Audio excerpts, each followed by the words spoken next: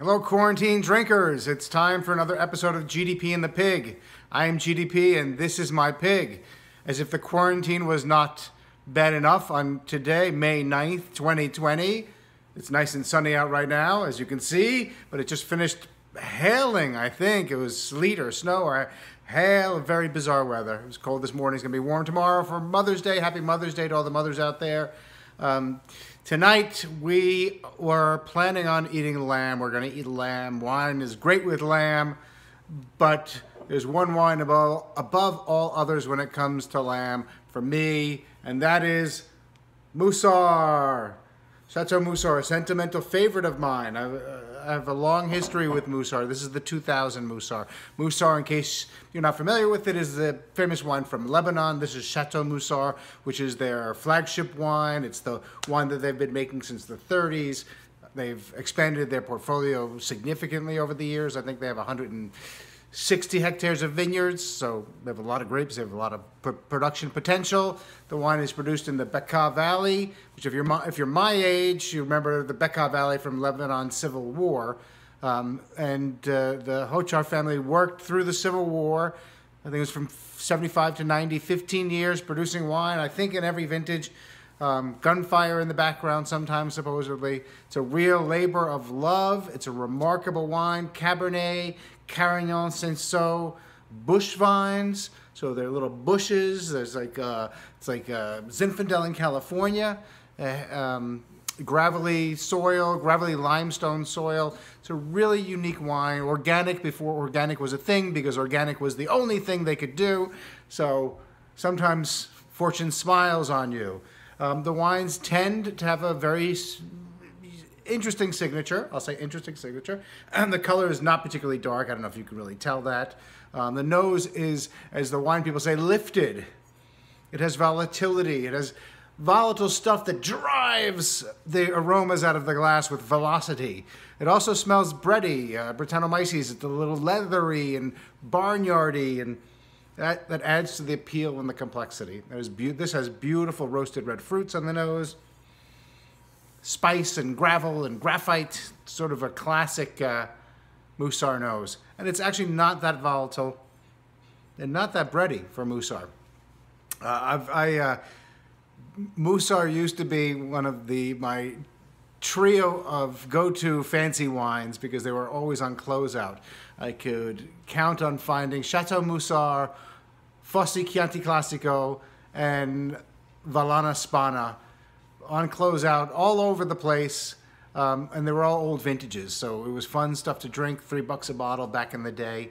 I had a great encounter with Chateau Musar, who passed away 3 years ago, I believe.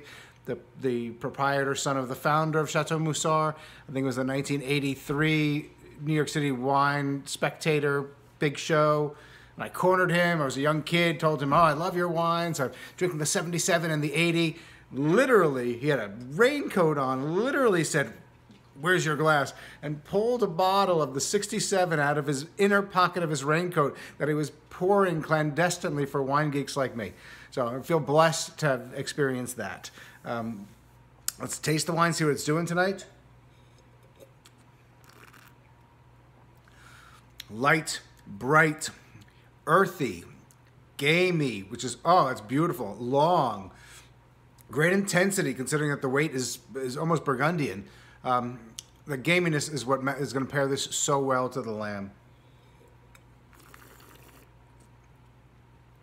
Tannins are significantly gone. The wine is incredibly fresh.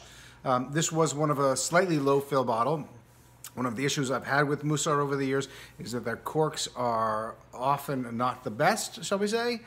So I think I have 3 bottles on the low fill shelf, a 77 and a 93 in this 2000. But 2000 was the best bet for tonight for the lamb, so I popped this cork. It's a fascinating wine. I'm on Cellar Tracker. If you're not on cellartracker.com, you can keep track of your cellar. It's a superbly named site.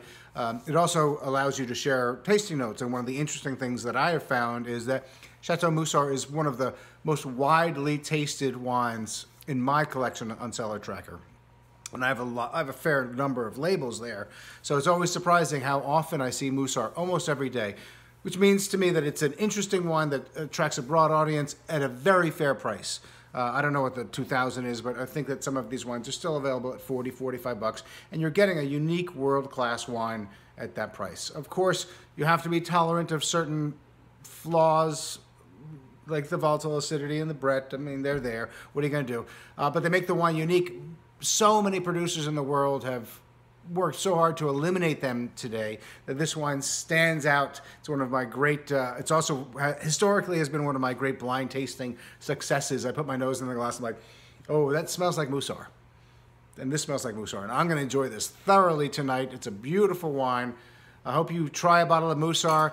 It's very consistent in that the quality is generally very high, but it is also one of the wines that shows vintage variation more than any place else. The vineyards, like I said, in the Bekaa Valley, they're 1,000 meters high, 3,000 feet.